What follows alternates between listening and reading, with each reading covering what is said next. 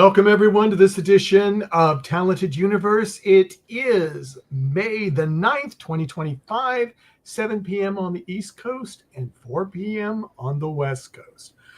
First, I'd like to introduce my two co-hosts that I have with me today. Marcia, how are you doing today? Hi, I'm doing fabulously well. I'm really excited to talk to our guests today, as well as fans. Yeah, that is great. And Liz, how are you doing? Sweltering up here in the valley, getting hotter, but other than that, doing great. Yeah, and Liz, I'll go ahead and let you introduce our wonderful guests for today.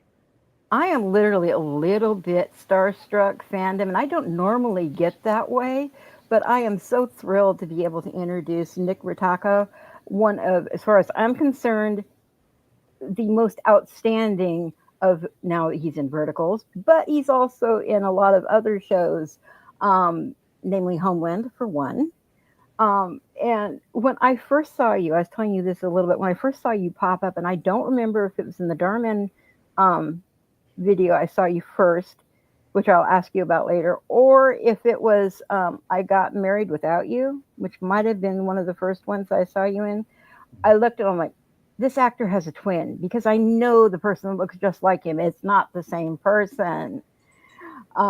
So it's like when I looked up the name and found it really was you, my jaw literally hit the ground. And I am so thrilled to introduce you here to the show. Just like I said, I'm kind of starstruck with this. So if my tongue gets a little tied, you'll have to excuse me. But I got to ask, starting off with some of these things, who or what got you into the vertical space? Because you had mentioned that you have now just completed your 31st vertical.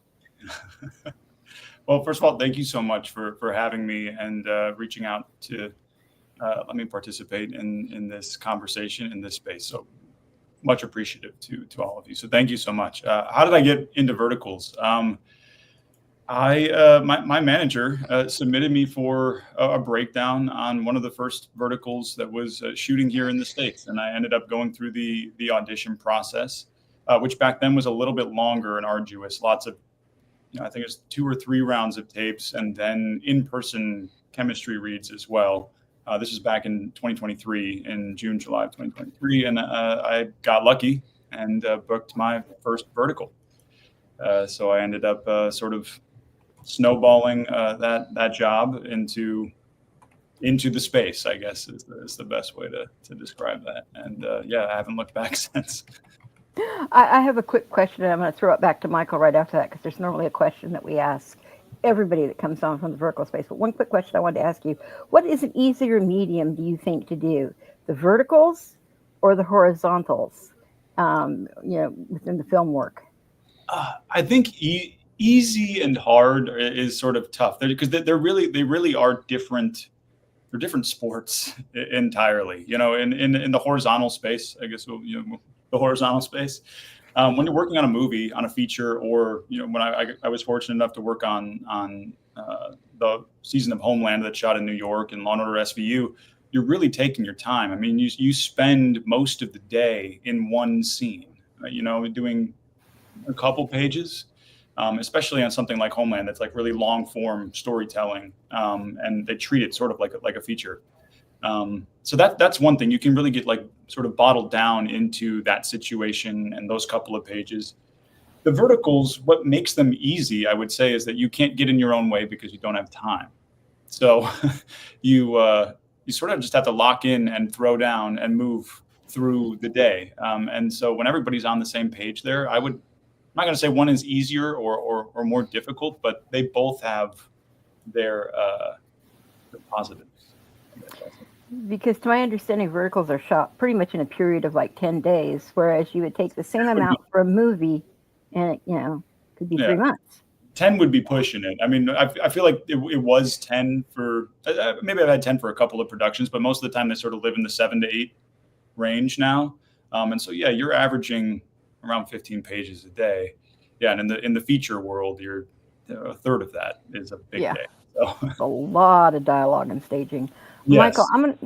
Michael, I'm gonna throw it back to you for the very because I've been noticing we've had a lot of people in the chat room, and a lot of them are just going to say hi. And I just want to tell everyone, please limit your comments in the chat room to questions for Nick. If we get too many that you keep talking to each other, I miss questions that you want to ask Nick. So please keep them just to questions for Nick. We would appreciate it greatly. But I am going to just quickly go over. Christine C says, I can't wait. And then she says, OMG. Hi from Greece. And then Marcia has lots of hearts. Anne says hello from Disney. Now, look, we were talking about this earlier. Anne, did you tell him that you were going to Disneyland for Mother's Day? Is that who this is? We just wanted to know. So We're nosy that way. We are nosy. And Hafez just says hello. And then hi from Newfoundland. All right. And hello, everyone from Wanda. And then we says, let's see this. Whoops. Feels like I'm in a Teams meeting. You're not. Take my word.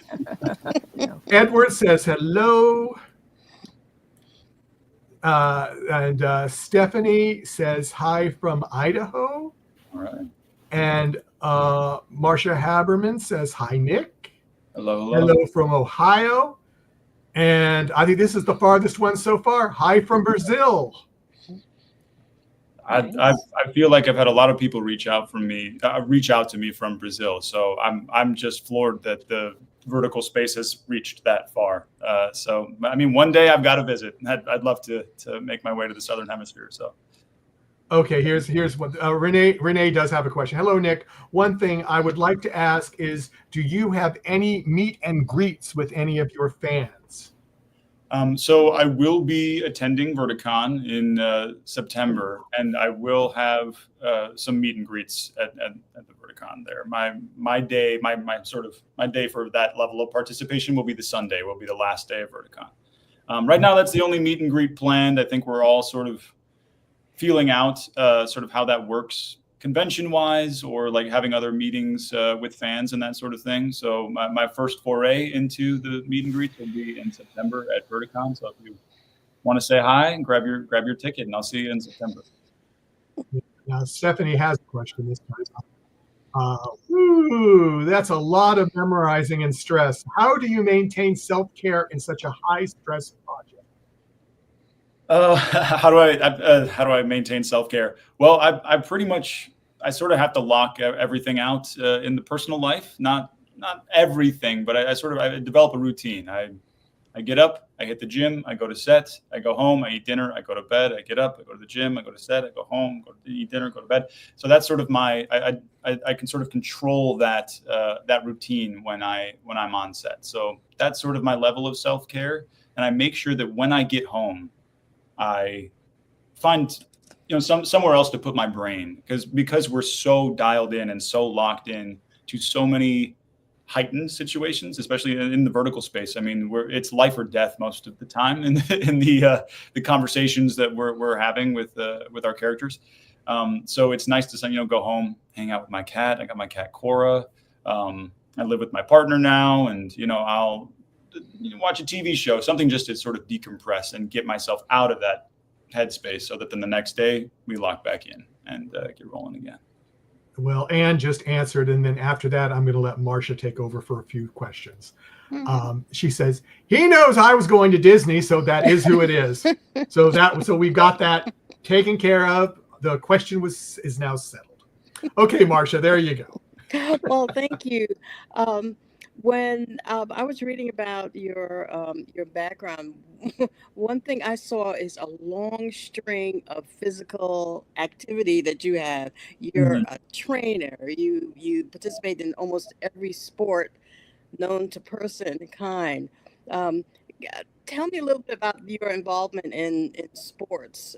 Sure. So soccer, football. Mm-hmm. I grew up as an athlete, and I think I talked about this a little bit when you guys first reached out. But like my first big dream was to be a professional baseball player. The odds of success were not high, and so I chose another profession that was equally as easy to be wildly successful in. But yeah, I loved sports growing up. I've always been sort of a very physical person. I love team sports mostly. which is why I think I ended up loving acting so much and theater and filmmaking. But I played a lot of sports. Baseball was my best. I played soccer. I played basketball till my height got in the way. And I, even as an adult, I played a lot of, when I was living in New York, I played a lot of recreational flag football, like highly competitive flag football and softball, just because I needed to scratch that itch, you know? Yeah. When you talk about baseball, this is, of course, MLB season, and I'm originally born and bred in New York City. So All right. I can guess I'm either a Yankees fan or a Mets fan. And you spent some time in New York. I did. I lived there for 10 years. Yeah. Yeah. Still my favorite city in the world. No hate to LA, but New York is still my favorite place on the planet. Yeah. So might you have a favorite baseball team, MLB? My favorite baseball team is the same as the new Pope's favorite baseball team, which is the Chicago White Sox. Not even a Cubs fan, but he's a White Sox fan. That rumor has been debunked. So yeah, I'm a White Sox fan. Okay. So that has meant long bouts of suffering. Last season, we set the record for the most losses in a professional season. This year, a little bit better. Yes, you did. I kind of tracked that a little bit. But hey, for fans of Springs Eternal, just like fans of Verticals, we watch your career as it blossoms. So, and as part of your New York background, I saw that you had done some Shakespeare, and one of the things was Petruchio, I believe, in one of my favorite Shakespeare plays. There's a lot of memorization that goes into something like this. So contrasting that with Verticals, how does that feel? I guess one is if it's just purely sort of memorization, or I like to call it just sort of the mindset coaching that I've had through my acting coaches, absorbing the material, absorbing conversations. When I'm on the Verticals, I have to have the muscle that falls in love very quickly working. It's got to work. So I've got to look at the conversation, the situation, who I'm talking to, and fall in love with that really quickly. And so if we're getting technical about it, that would really be short-term memory, right? Because we're doing 15 to 20 pages a day. So that's me going, okay, who am I talking to? What am I talking about? And the text itself in Verticals it's not Shakespeare, right? It's not revered. It's not revered at all. And so a lot of the time I'm more focused on subjects. I'm focused on the situation and all of that. When it comes to something like Shakespeare, the text is the key to unlocking everything about the story. So complete night and day difference, at least for my approach. Obviously, you still have the relationships to who you're talking to, but the text tells you a lot of how the words feel in your mouth. Iambic pentameter. Shakespeare gives you all of these tools and clues to sort of work with, and so very different in terms of just absorbing the material. That's a much longer process, but at the same time, I remember Shakespeare. Still, I could not tell you a single thing I had to say yesterday on set. Not a single thing, but I remember plenty of Shakespeare that I've had the chance to say. So, yeah. Thank you. Well, Michael, I'll throw it back to you. Otherwise, I can. Yeah, Liz, do you have one or two? Because I do have a lot of questions Yeah, in the chat room. But I have a couple quickie ones. You have a fight director's cert, and I believe it's unarmed combat, which I get that'd be useful with a lot of the stuff that but also a specialty with sword and shield, and then rapier and dagger. Dagger, yeah. Why specifically did you choose to get those certs to pad into your stuff? Was it because of the theater work, or did you want to go on and do something else? Well, no, I wanted to.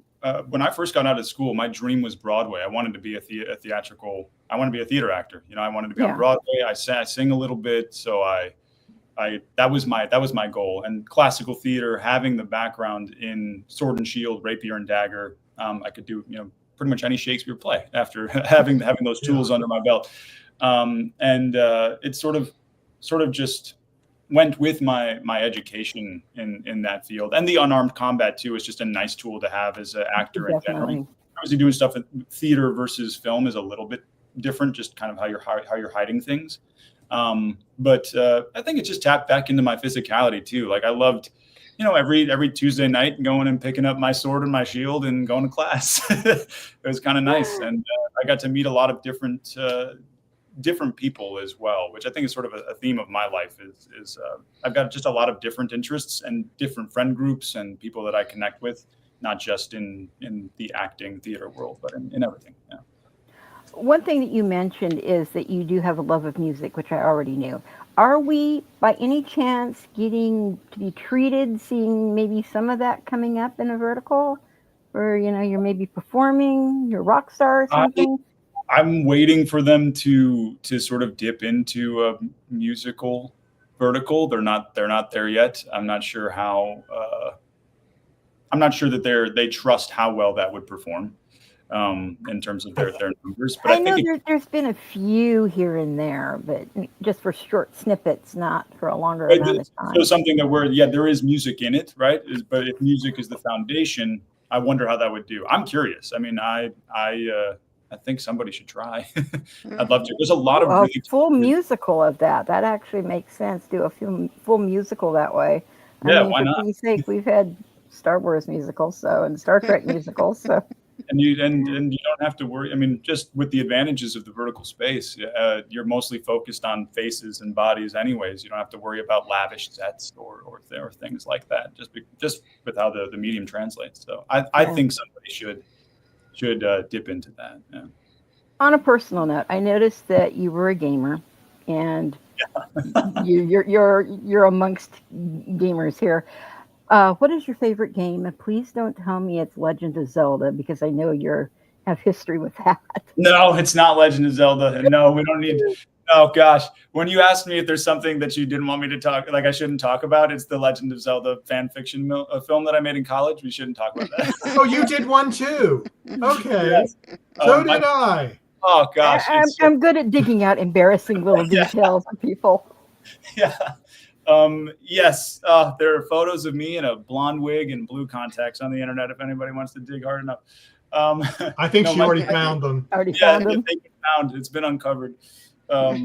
My best friend in the world directed that. He was a film student at NYU. He'll be thrilled to know that people are looking for that now. My favorite game is it's called Baldur's Gate 3. Oh, awesome. Pretty recent. I'm a sort of like with how things went during COVID, I ended up foraying into the Dungeons and Dragons world with a lot of my friends. We would do it over Zoom or good man. I came up from the original Dungeons and Dragons, with the book and the whole original. See, I'm only 5e. I don't know all the classic stuff, but I think it's a wonderful, just a wonderful game experience that people it is. I don't know a single person that's played it and hasn't fallen in love with it. Oh yeah. But Baldur's Gate 3 is a sort of if you had to directly adapt that Dungeons and Dragons to a video game with a wonderful story, wonderful actors in it, by the way, who are wildly famous now because the game did so well. It's perfect. It's a perfect game. Yeah, it is. Michael, I'll throw it back to you because I know we're getting a lot of questions. We are getting a lot, and there's more highs. Denise says hi from Chicago. I'm thinking you might know her. And Aisha, which is one of our other co-hosts on the network, is listening in from Great Britain. Awesome. And let's see. Do you have a favorite role that you have played? Hyphalia asks. I hope I'm saying that right. Probably not. It's not going to be a vertical role, but that's fine. That's fine. We talk about. I mean, I've had some agents say, "Are you only going to talk about verticals?" And I go, "Oh no, no. There's a lot. This is our focus theme, but no, we talk about Baldur's Gate 3 and Baldur's Gate 3 on this and Legend of Zelda." No, my favorite role that I've ever played and I just really enjoyed working on was Orlando in As You Like It. That was sort of the first, when I was in college, that was sort of the first production really that I got to do. And so that was sort of my first step onto I'm an actor now. I'm training to do this. I am working around a bunch of people who are training to do this, and that sort of like set the tone for me, and was part of my falling in love with Shakespeare. But Orlando and As You Like It, I think that's a wonderfully complex play that is often treated very simply, and I think there's a lot more to it. And I just love the strength and ferocity, as well as the level of softness and vulnerability. There's that play is just wonderful to me, and Rosalind's my favorite character probably ever in any. Now, and this is the last one I'm going to give. Then I'm going to go back. I'm going to go over to Marcia, but this is going to make you mad. Okay. What's your favorite vertical role that you played? Okay. Miss North Knight wants to know. Well, I feel like I could get in a lot of trouble if I don't say the role that I played with my partner. Probably. Theodore Kingsley. So that was a wonderful role. But my absolute favorite role that I've gotten to play, I got to play a really fun villain that I ended up on the Vertical Drama Love Awards winning the best villain for the villain of the year for, and it was the character M. It was sort of got to be a Bond villain, and not a lot of the villains are pretty one dimensional in Verticals, and this got to be a little bit more complex and complicated and interesting, and there's some twists there that you didn't necessarily see coming, and so I'd say that was probably my favorite role. Okay, go ahead. I've got more questions for you, but I'm going to let you answer. Talking about some of the additional roles that you've done, I know you've worked in some Lifetime movies, which some people look at almost like Verticals, only longer because they're very this way. dramatic. They're extremely dramatic, like Pom-Pom Girls Murder and things like that. So when you're looking at doing a role like on a Lifetime movie, did that kind of give you a good feel for Verticals? Because there are very some similarities there. I think it was the perfect bridge for me. So my first jobs in LA because I moved to LA in January of 2020. I had about 2 months of me sort of trying to find my feet before everything shut down. And I got lucky enough to meet the guy who I say was my first friend I made in LA. His name is Paul Ruddy. He's a wonderful casting director. And he put me in my first Lifetime movie, and then put me in my second Lifetime movie, and then put me in my third Lifetime movie, just over the course of a couple of years there. And then the third one he put me in, and I ended up being the leading male role. And it was the perfect bridge to Verticals, because it's a feature, but you are shooting it pretty quickly, right? Around 2 weeks of actual like principal photography and production. So a little bit longer, but we do work pretty quickly, and the themes are similar, right? A lot of Lifetime turned into mostly like, thriller style things, keeping you on the edge of your seat. And so, I found that to be the perfect bridge. And I ended up working on my second Lifetime movie as a leading character, which was, I believe it's now called Blackmail, Lies, and Murder. The director for that film was Dylan Vox, who just directed me in his first Vertical as a director that we just rented. So it's like sort of a full circle. Interesting. Yeah. So now it's kind of sort of a bridge for them too. Exactly. Right? Yeah, it's and again, I think you've sort of seen the just the amount of Lifetime movie, Tubi movie productions that are going on have kind of taken a dip a little bit. We're just seeing like a shift in the industry, and all of a sudden we have this massive amount of vertical productions going on. And so it's a great opportunity for people that were working in that space to kind of quickly transition over. I've worked with a lot of people that have been on Lifetime movies, not just actors. I'm talking crew, directors, everything. Everybody. Yeah. And looking at you were in a movie or a piece of a Western. One Western I was thinking about. Yeah. So that was kind of different. That was the Wild West Chronicles. Yes. Which is I'm going to blank on the INSP is the TV channel that it's on, but it's reruns of Gunsmoke and lots of Western style stuff.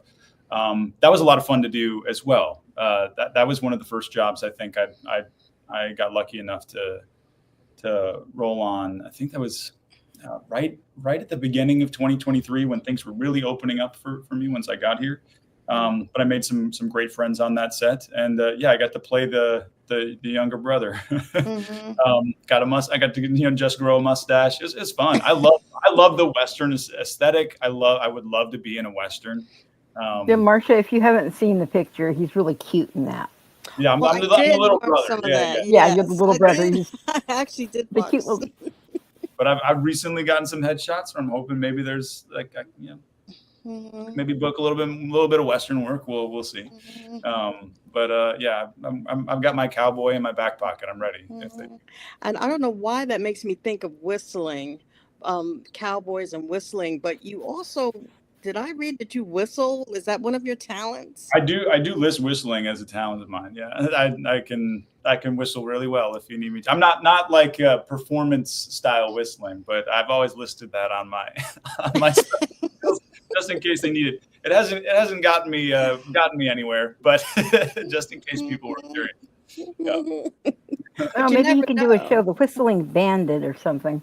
Yeah, I need to hone that skill a little bit more. I'm only a solo whistling artist. I haven't get a group of whistlers together. But musicals is also you've done musical theater. Yes. That was musical theater is sort of how I got into acting. As I was saying, I was an athlete. I was a freshman in high school, Mount Carmel High School in Chicago. It's a all boys Catholic school. It's very athletic driven. I went there because I wanted to play sports. And I did not make the freshman basketball team. Devastated. All 5'7" of me and 120 pounds. Was devastated. And I ended up playing some intramural basketball, and I dislocated my left kneecap playing basketball. Sorry, very, very gruesome. But while I was healing from that and preparing for the baseball season, my mother was like, "You cannot come home from school at 2:30 every day. You need to do something because you got to get out of the house, something." So she pushed me to sign up for the spring musical, which was Joseph and the Amazing Technicolor Dreamcoat. Oh, wow. That's I got a role. I got a role. I all of a sudden thought theater was really cool because the girls from the sister schools came to the all-boys school to be in the play. And I was like, this is awesome. This is wonderful. I can't believe I didn't think of this. I got a role. I got a solo. I was, so excited. And then I made the baseball team, and I would go from rehearsal to practice to rehearsal and back and forth and doing all that. And then one day I got to school. We were doing performances. We would do performances for students as well as as well as adults and anybody that wanted to come. And so in the middle of the week, we would do a show on Tuesday. We would do that for the freshman and sophomore class. Thursday, the junior and senior class. Now we did Tuesday just fine. And on Thursday, the guy who was playing Joseph did not show up. Oh, no warning. I have an auditory memory. And that whole show is sung. There's no lines. And so basically the director came out and said, "Hey, we have a choice. We can either have somebody step into the role or we can just cancel the day." And at 14, I raised my hand. I was like, "I know all the words." Wow. And they quickly auditioned 3 of us, and the music director picked me, and I learned the blocking for the show in 20 minutes. Wow. And I went on as Joseph for the juniors in the morning and then the seniors in the afternoon. And I cannot stress this enough. I was terrible. I was so bad. Didn't know where I was going, saying most of the right stuff, but I was all over the place. But what made me fall in love, this is when I truly fell in love with acting and with theater. The show was 10 times better with me as Joseph because everybody else in the show just locked in, supported me, took care of me, took care of each other. All of a sudden it went from this sort of just disparate sort of situation with people just, doing their thing. All of a sudden everybody turned into a team, and it was just beautiful. And that's why I say, like, there's nothing quite like that feeling of that level of camaraderie and connection with a group of people all on a mission trying to tell a story. And that's a feeling that I'll never forget. And again, it's not because I was any good. I was a disaster, but everybody else was just so incredible. And everybody said the energy of the show was just different. And that's when I was like, I think I want to do this. I think I want to be an actor. I want to see how this goes. And then I went, after we finished the show, I ran out to the baseball diamond because I was scheduled to pitch that day. My. That is fantastic. I love that. But I dove into musical theater after that. I love musicals. I loved singing. I wasn't a great dancer, but I was an athlete, so I could kind of move. And for a while, I got to sing and be in musicals. And what's your favorite Broadway show? A show I could never be in. But it is In the Heights by Lin-Manuel Miranda. Just a love letter to New York City. I lived up in Washington Heights for a while. That is just, I love that show. It'll make me cry if I talk about it too much. Could never be in it, but I just thought it was perfect. And I like it more than Hamilton, so sue me. I don't blame you. So if you were going to, somebody said, okay, Nick, I want you to demonstrate your singing voice. What song might you choose? Ooh, if I were to demonstrate my singing voice, that's it. How good am I feeling that day? I could sing a little bit of Wicked, a little bit of Figaro. That I could go to that. I could go there. What else? I know a lot of Backstreet Boys songs. So there you go. If we get to karaoke, I could do some Backstreet Boys or some NSYNC.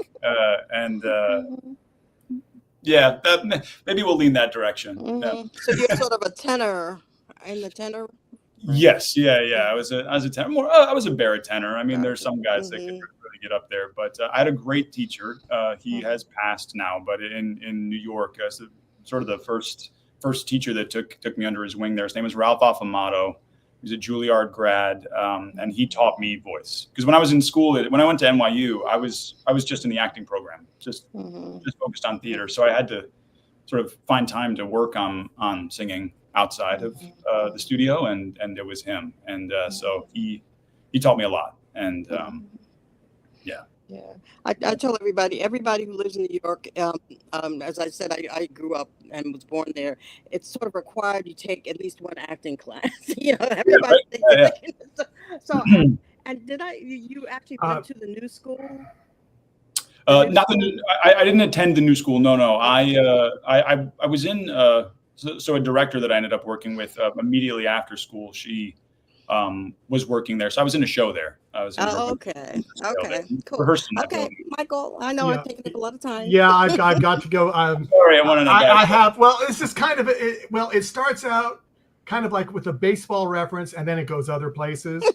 But this is from Aisha. She goes, "Okay, here's a left field question." So there you go.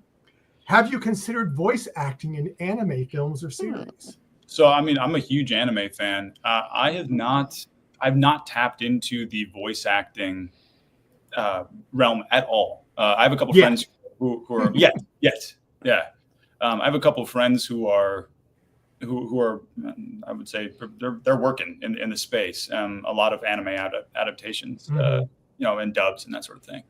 I would love to. I would absolutely love to, because I love anime. And I find that I was talking with Brooke about this the other night, actually, when we went out for my birthday, how there's some similarities between anime and the vertical space. Yes. Lots of similarities. And I was like, did I end up, I always wanted to be in a live action anime. Did I end up in this? You probably did, yeah.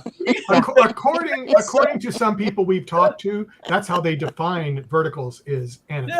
Yeah. It's live action anime. We just haven't gotten to the crazy action sequences yet, but we'll get there. Oh, some have, I think.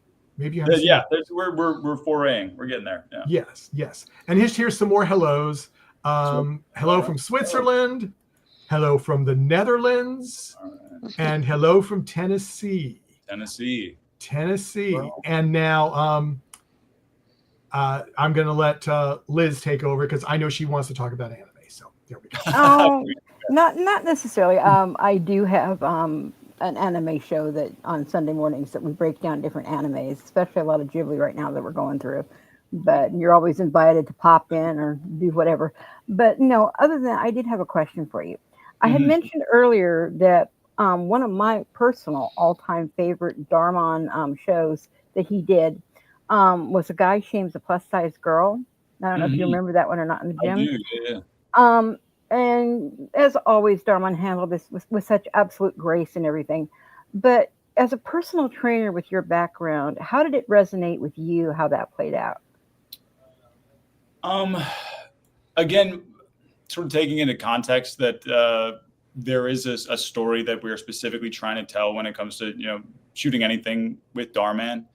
But I mean, as a personal trainer, I've always had the approach of uh, fitness is supposed to enhance your life. You're not supposed to change your life in order to enhance your fitness. I've always been sort of like, this is a holistic approach. We are Fitness is part of my life, and we have healthy habits, and we find what works for us, and um, we fitness is part of our day. It's not our whole day. And so I've always playing those two Dharman roles where my character was completely defined by the fact that he existed in the gym, right? Was like that was my personality was the gym. And the Derek Cody Ocampo, who played the role, the other gym goer opposite me. We got to play that role twice in two different episodes. But it's a very heightened sort of take on the gym lifestyle, and I don't function or operate that way. A lot of my clients, if they're looking for like a drill sergeant or something like that, I was not the guy to go to. I was very much like, how can we make fitness part of your life and make it something you enjoy, and something that you just take a step at doing every single day, as opposed to seeing it as something that you have to do, or something that, like, if you don't do it, you're a terrible person, or something like that.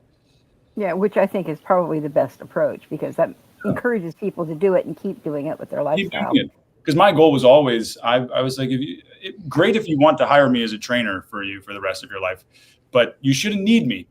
You know what I mean? Like, I want to help you create habits so that eventually you don't need me, and you can continue to do the work on your own because you enjoy doing it, and it's not something that you feel like is a chore, that you've associated that you're lacking. It's something that's enhancing your existence.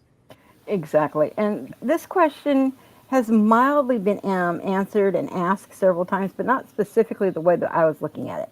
What is your favorite character or genre that you've done? Because you've done vampire, you've done Mhm. werewolf, you've done mafia boss, billionaire. What is your favorite genre of that? My favorite genre is the mafia genre, without a doubt, because I feel like I the verticals are sometimes directed a certain way. There's specific types of performances that they want and the way they want to tell the story. Most of the time when I'm doing a mafia, telling some story in the mafia world, they just kind of let me go and do what I do. I am Italian, and for the most part, I just kind of get to be grounded and take care of whoever I'm trying to take care of, and look out for people. That's sort of what I love about the mafia verticals. At the end of the day, is I'm trying to take care of my family and take care of my love interest, however I meet her, Yeah. long lost love, damsel in distress, whatever, however the story starts. I love those because those stories at the end of the day really do feel like my main job is to take care of the other person, which is something that I like to tap into. I'm kind of glad you answered that because when I was advertising for this, I had looped in music that was part from Goodfellas. So it was like Nice. I was really hoping you were going to go with that because that's the feel I was getting from you. Yeah, yeah. You confirmed it. No, So I'm sure. I mean, I find that, like, a lot of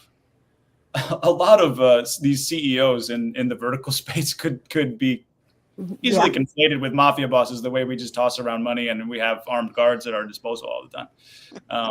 So yeah, that's that genre, hands down, my favorite to work in. Michael, did you want to go back to? Yeah, I'm I just don't going to want go to take up too a much couple time. more people. I mean, they are from all over the I place. know. Um, Let's cool. see. I had it right in front of me. Oh yeah. Hi Nick from Mexico City. Mexico City. Wow, we are all over. We are all Mhm. over the place. And then there was another one that I went, what? Now I can't find it. But I was this last little thing. I think you kind of answered it, but I can't remember if that was off air. You answered it for us, or I think you did answer. But someone's specifically asking, "Can you come to New York City for a meet and greet?" Oh.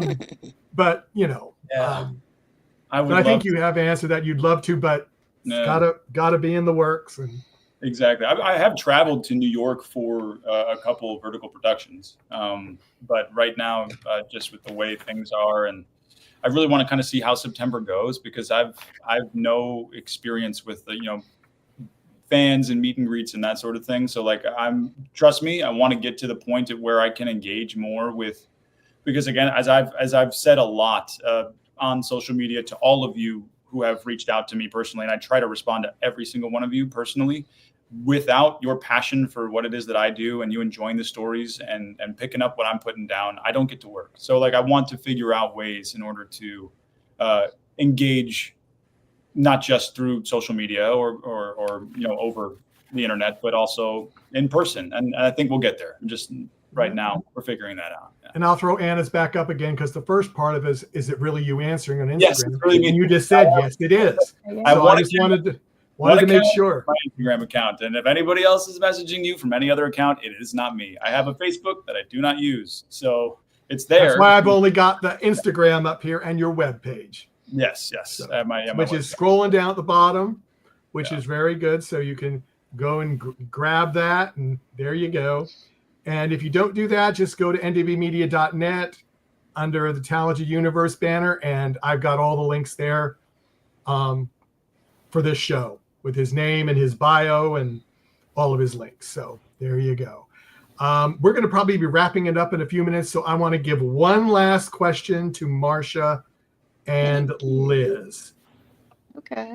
So, Nick, you're preparing for your first fan interaction at Verticon in September, I think it is. Yes. It's coming September. So, have you been practicing your autograph?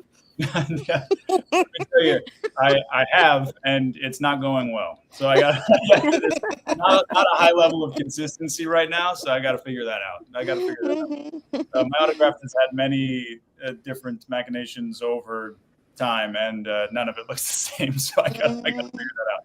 I've got a little time. I've got a couple months, so we'll get there. You do, and it's going to be a lot of fun. I do programming at conventions and things, and you're going to love it. And I just want to say I appreciate your openness and your sincerity and your interaction with fans through this medium. So I know they can't wait to meet you in person.